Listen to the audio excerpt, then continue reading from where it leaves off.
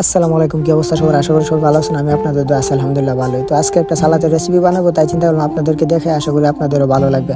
তো প্রথমে টমেটো শসা কাটে সুন্দরভাবে মিক্স করে মাঝখানে দিয়ে দিলাম। তো আমি সালাদের কাম ওইরকম ভাবে পারি না, মোটামুটি আর কি পারি, সেটাই আপনাদেরকে দেখানোর চেষ্টা করব।